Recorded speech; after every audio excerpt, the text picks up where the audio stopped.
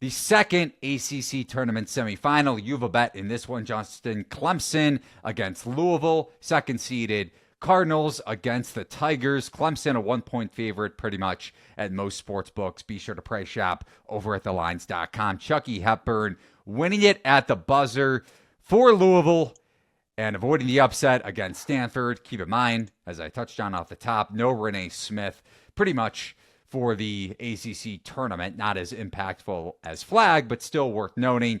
And Clemson avoiding an upset as well against SMU as a 7-point favorite.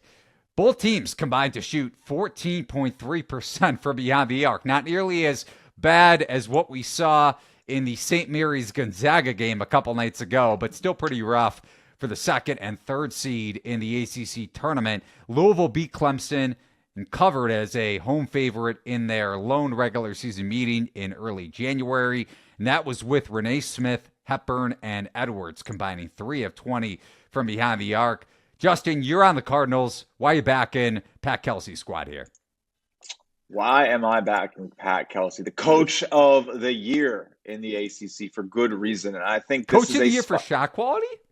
I mean, that's a really interesting one. No. Coach of the year for shot quality is Rick Pitino.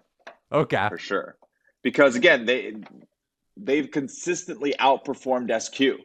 I think that's what the coach of the year needs to do, is outperform. And we've actually been very high on Louisville. So we think Pat Kelsey has done exactly what he was supposed to do. So, it's the same argument. It's different because we saw it first, so we get that kind of like, well, but yeah, he did a great job. Rick Pitino continues to confound, and we'll talk about that in a little bit. But that's the coach of the year for me per shot quality. Look, Louisville, 48.5% of their shots from deep. They're going to give Clemson a taste of their own medicine. Clemson, is going to try to force those turnovers, win the shot math battle by not losing the ball and taking it away from you.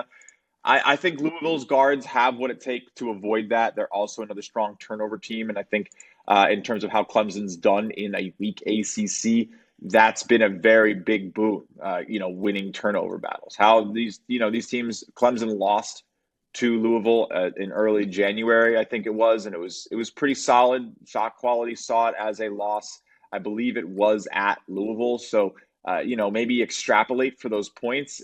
If you trust that those teams are even close to where they are now, maybe a 4 or 5 point win for Louisville. But, the run that Clemson's on, beating SMU, Virginia Tech, Boston College, Virginia, Notre Dame, SMU, Florida State, North Carolina, and Duke since the start of February, lost to that Georgia Tech team at home to start the month. But essentially, that's their only loss in conference play besides that Louisville game. So, Louisville is the second best team in the conference. Clemson's the third. I'll take the second. I trust what I saw in that game. I trust what the points per possession looks like. I do not like that Clemson doesn't attack the rim. They're not going to be able to develop the spacing they want against a smart defense out of Pat Kelsey. This is a good spot. It's a good spot that Louisville doesn't foul. Clemson relies on those free throws. And they play smart defense. They play smart shot quality based defense. They force you into that mid range, and it's good stuff. And they don't take them themselves. I love teams that force you to take mid range shots and don't take them because it's just good basketball. So give me Louisville.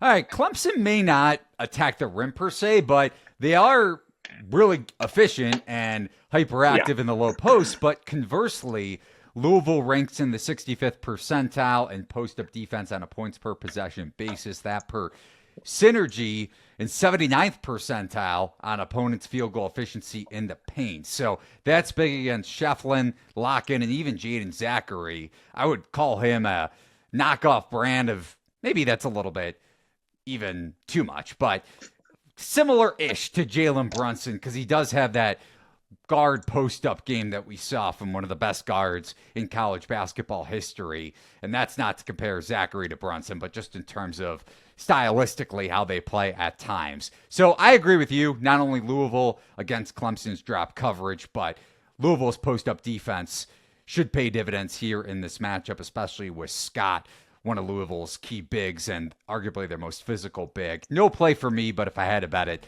I would be with you on the Cardinals.